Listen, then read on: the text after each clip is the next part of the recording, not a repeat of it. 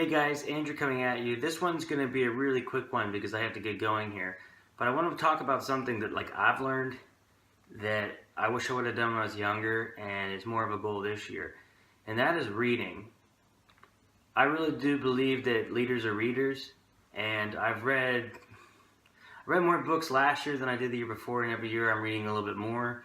And this year I think it'd be really nice to try to read at least 2 books a month. I've been able to knock out 2 books this month, and I'm probably going to finish my 3rd book this week. And some of the books I'm reading, they're a little bit shorter, but the benefits I'm noticing from reading is it's a really peaceful thing to do to just kind of shut off your mind. So if I get 15 minutes before I have to do something, maybe after lunch or something, if I have a quick break, I like to sit down and actually read. And most of the things I read, here's what's cool, is I actually browse what I want to read too. So some things are related to a skill I'm trying to learn, or some of them are just life advice, and some of them are just guilty pleasures, just things I'm interested in. And it's really nice. It's almost like a form of meditation to just sit down and read a story. So for one side, there's you're learning how to tell stories. If for me, I'm interested in writing music and songs, and so that's partly a storytelling. So that's fascinating. The other thing that's really cool is you have your friends around you in your own social groups. I have mine, and if you're in shape, probably most of your friends are in shape, or if you're into gaming, most of your friends are going to be into gaming, or a lot of the hobbies you have. But maybe they always say that people need a mentor, and what's really cool is you can pick up a book, anyone. Let's say you want to be good at sports. You can pick up a book by the best athlete ever and read it, and there's going to be some things you're going to take away from that's going to help you be a better athlete. If you're into fitness, you can read a book by one of the best fitness people ever. I still think of the Arnold Schwarzenegger book I read from a long time ago, the Encyclopedia of Bodybuilding. I'm not really into bodybuilding, but I still learn basic things with lifting. So that's really cool. You can pick up a book by Elon Musk or Einstein even. I saw that Einstein's theory of relativity is online, and you have the best person in the world in that field in your living room talking with you and giving you some new ideas.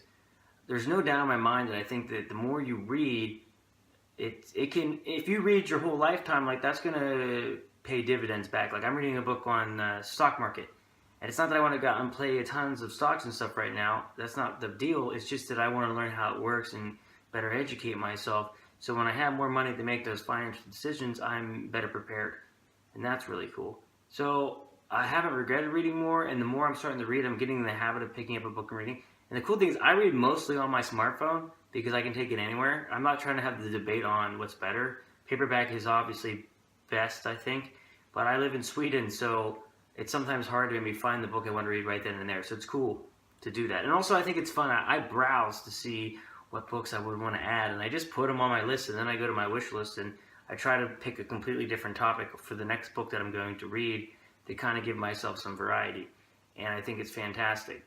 So I did some research just before I end the video that 75% of Americans will read at least 1 book a year, and then the average is 6 books a year. So if we put it this way, and of course there's going to be people that read much fewer and people that read a ton, but if you can read over 6 books a year, you're doing better than most average people, and I think that's a good thing to strive for and to push for, because every time you're reading a book, you're making an investment in yourself.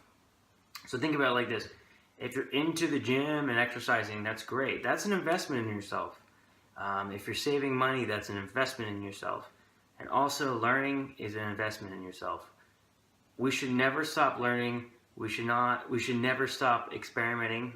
And we should never stop trying new things.